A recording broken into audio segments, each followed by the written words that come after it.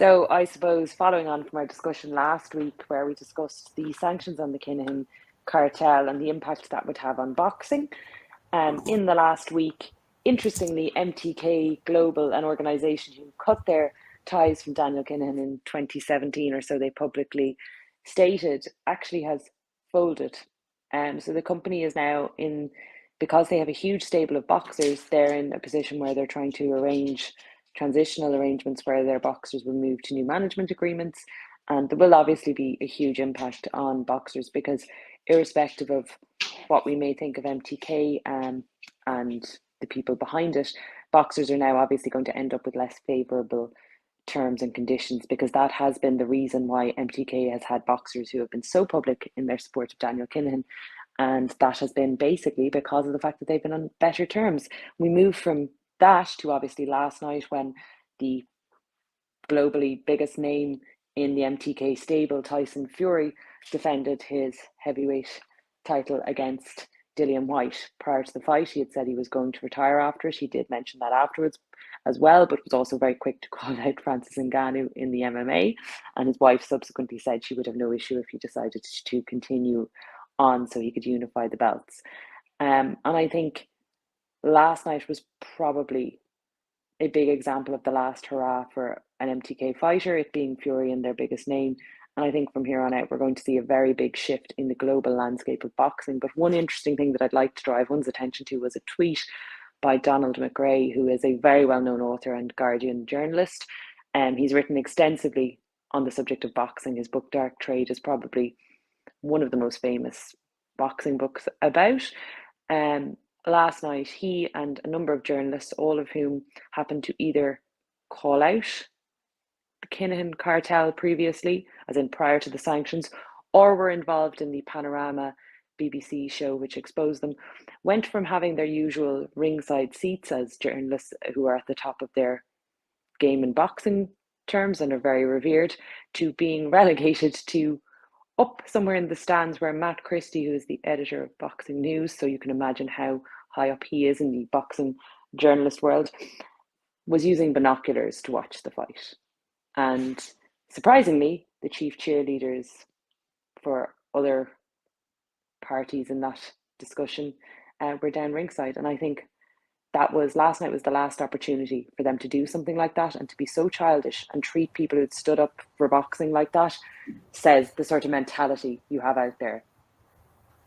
Well, I mean, we do know, we discussed it just even last week and many other weeks as well, when they said that, you need to play the game to get along. And unfortunately, there's some people who've jumped on. I was surprised Daily Mail jumping onto the bandwagon about Kinahan when before they had written absolute hagiographies over Tyson Fury and others and never mentioned a word. Good. Okay. Andy Mack, over to you for your 2 minutes of glory. Glorious they will be. So also kind of carrying on from last week, I'm going to focus on the club formerly known as Chelsea and their takeover. So I thought the point of getting shot of Roman Abramovich was to clear up where dodgy money was coming from. And we discussed last week about how easy it is to effectively trick the FA into issuing licenses for takeovers using offshore accounts. And from the last week, from what I've seen, we've got a number of different consortiums or different people all lining up to have a look to see if they're going to take over Chelsea.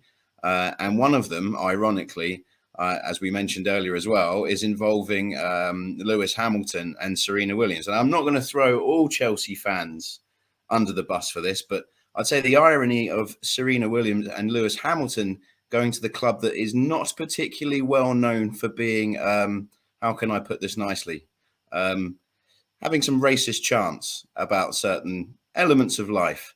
The irony of that is just incredible. And Lewis Hamilton's an Arsenal fan. But the fact that these kinds of people are throwing money into different parts, different channels, different funnels, but all under one name is exactly what the Premier League were trying to get rid of by getting rid of Abramovich. So all they're doing is the exact same thing. You've got 8 or 9 different people putting money in who might be taking money from somewhere else, who are then going to take over Chelsea who are supposedly in crisis, and you're just making the situation worse. So we now don't know where the money's coming from. It's coming from some people that want us to take a knee in sport. That's all been sort of put to the side at the moment because of the anti-Russian element of Abramovich. But nobody's kind of thinking, wait a minute, if there's 8 or 9 people pumping money into back one person, who's pumping the money into the people that are backing that person? And I think this just goes to show you that, at least with Saudi Arabia, you know where you stand, kind of, if you're still standing at the end of it. But with this, I think it's just it's indecent, and I think it's defeating the point of the reason why they got rid of Abramovich. And I hope that Chelsea make the right decision and pick someone where they've got some clarity, so that this doesn't happen to British football again, because it's starting to become farcical. Well, we knew nothing would change. We knew nothing would change. It was I would say it was nice and on theme, and it was very woke to turn around and get rid of one guy. But of course, we know that Bournemouth are still owned. They're going to come back up to the Premier League next year, most likely. They're owned by a Russian as well. We're going to, it doesn't make sense whatsoever. And of course, Serena has no problem doing her deals with Nike. Lewis has no problem going racing in Saudi Arabia. He's not going to lose his head, so it's all right. Quick run around the houses. Andrew Flint, in the case of team clubs being taken over by non-British people, or even by British people in England, in the English Premier League, do you think that it's all a farce anyway, that there's no control? Oh, absolutely. We have a thing called the fit and proper persons test. I mean, for me, it is similar to giving a fine as a punishment for whatever instance it may be. A fine is utterly useless. The fit and proper persons test is just a very simple mechanism for the authorities to try and show, look, we've done something, they've passed this test. What is the fit and proper persons test? It allows anybody to come in. We even discussed how it allows people who aren't even people to come in and take over clubs. It's depressing, but we know full well it's never going to change, just like you say. And I think the one thing about what Andy was saying, of course, Andy's absolutely right, is getting rid of this type of murky path of funding is supposed to be the point of getting rid of the boundaries. But we all know that's not really the real reason. There's a fairly larger elephant in the room reason. Yeah. You've got to be seen. You've got to be seen to be doing the right thing, if the world decides. True. Hard to hear that, Andrew. Unfortunately, just the sound is still not great. We missed a bit of the end of it. Isolt, on that, do you think that we mentioned this last week, that if ISIS came in to take over the club, people wouldn't really care? They just happy to get the money in. We see like the Glasgow Rangers just reinventing themselves, reinventing their own history. Cork City doing the same thing as well in Ireland. Do you think that that there is no morality in sport in general, just from what you discussed about the way Donald McRae and other writers as well were treated, that they were basically put into the nosebleed section? I have no doubt but that there's very little by way of moral compass in sports. But I think if we're to talk instantly about football and how you deal with this, if we say, right, we want Chelsea out, well, not Chelsea, we want Roman out, so we're pushing now that we're only going to have people who we want to own clubs and we feel are fit and proper and not being sanctioned, then how do we equate that with when we have the likes of Newcastle? It's about money in football, and the problem is football is so intrinsically rotten that you can't fix it. Because how do you go and, are you going to sell off every club that has a financial backer that has a dubious source of funds? The difficulty is we push and we say that we want agents to be regulated, and we worry about how players are mismanaged, generally at lower levels, but we don't care about the money that is at the heart of so many clubs. And that's the issue.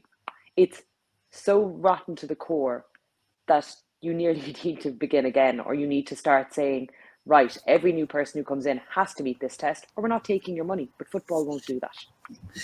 Andy Mack, the last word with you, because you brought it up in terms of with this, but in general, from your experience, is there a problem with taking dirty money or blood money or basically taking people like the likes of Serena Williams, who never took a test that she was going to fail. Not even fitness proper. I'd say this wider push, not just by clubs, but by sport in general for money, in the last decade has gradually eroded the identity away of each individual sport. If we take football, we can take PSG winning their 10th title, fans deciding that they weren't going to celebrate inside the ground and went outside the ground in protest because they lost a game. Jesus Christ. Celebrate winning the title. That's what your bread and butter of football is. If you're going to celebrate being bought out by all kinds of billionaires across the world and then just demand, that's not what sport is. It's a part of being a culture of fans having normal expectations, not sending bomb threats to people that are playing badly. Money, for me, is eroding sport very quickly, and it's only going to get worse until something quite direct and distinct happens to change that. But right now it's on a path that, like Esau said, can't be changed. Very, very true. And I think as well, like we said, like ball threats being sent to players as well. No matter how bad you play, that's not worth it. And I've always said it before. I had this issue many years ago when I was working with High Duck Split, and listening to our own fans racially abuse AS Roma players, and then speak with the fans afterwards and saying, "Guys, we have a coloured player as well," and they said, "Yes, but he's our coloured player." So this is the whole thing. It's like that. Yeah, he's one of us, so we'll defend him and we'll knock the other team off. We'll make them upset and we'll basically, make them play worse. That was their idea.